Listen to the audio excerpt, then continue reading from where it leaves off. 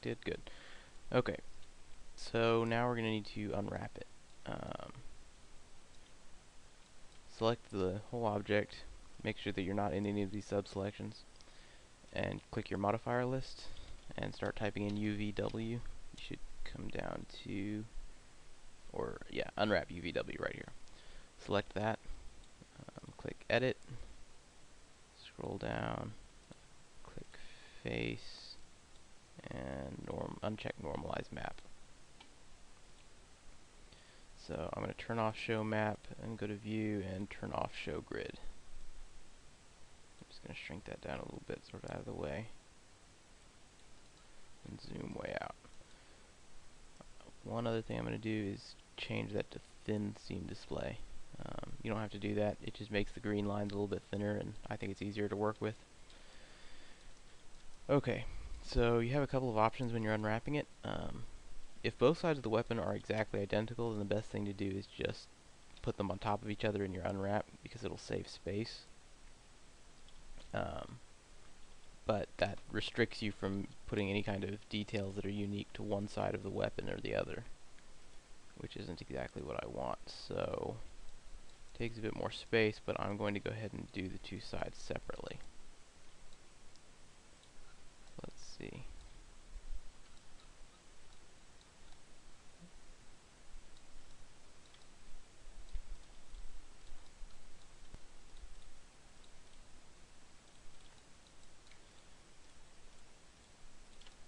I'm just going to start selecting all these faces. Everything is facing this direction.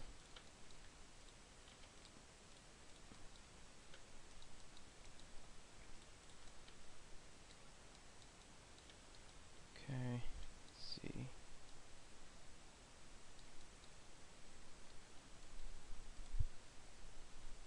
Alright, I think the only part that needs to be unique from the other side is this section that I have selected here.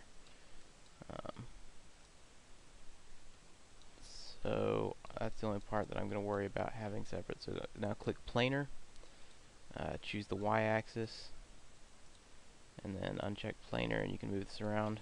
I'm just going to move it straight down a bit out of the way. I'm going to go to the other side, and I'm going to select everything on this side that I had selected on the other side.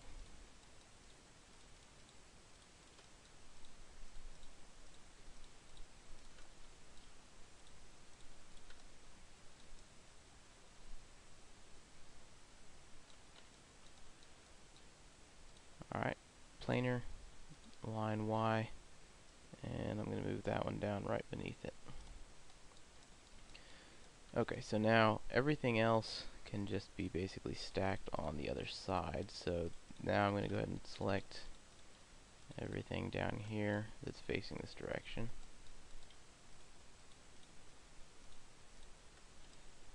But for this part, I'm going to do the same on both sides. I'm going to select them both together.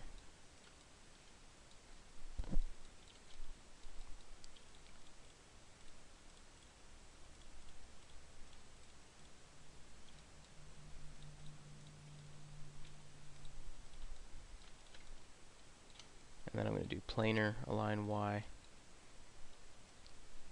And now we have that piece. I'm just going to go ahead and move it down here and sort of line it up with where it would fit into the other piece there. But drag down a bit, you don't want it touching. Alright, now the stock. Let's see. Starting here. The stock is also identical on both sides, so we can stack it the same way we did the other piece.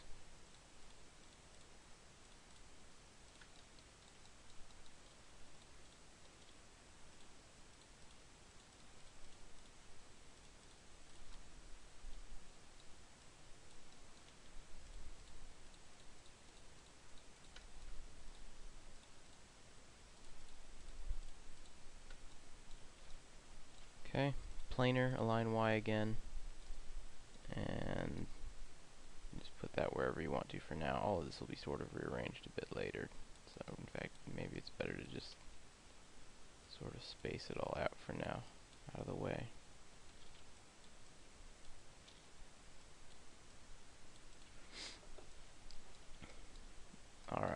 so... Oh, you know what? When I did this part, I should have gone ahead and selected this as well. And same on the other side.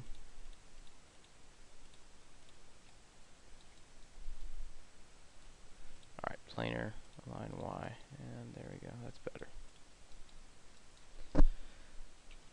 Alright, I'm going to go ahead and select these.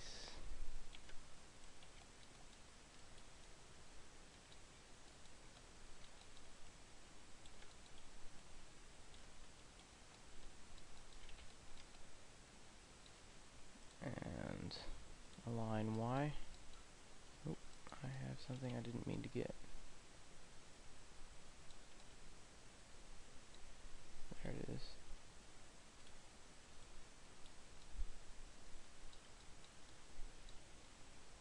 Alright. Actually, probably the best thing to do is unselect two of those.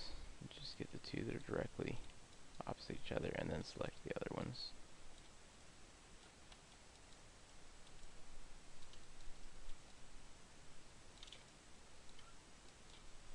And planar Y. And that'll stack them exactly on top of each other.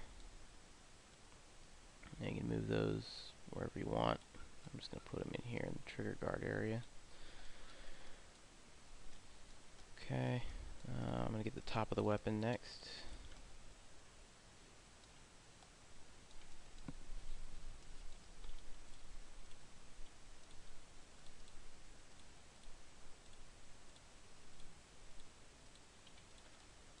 Pretty much all this area that's facing up.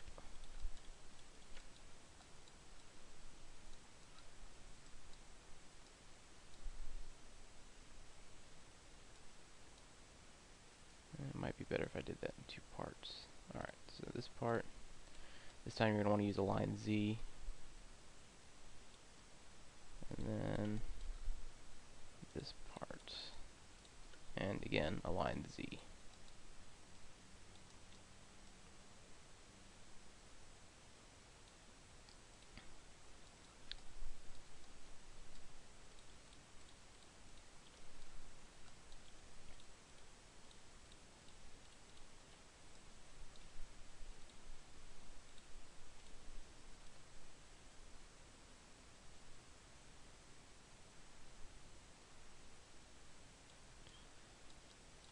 Alright, let's get the back of the handle next.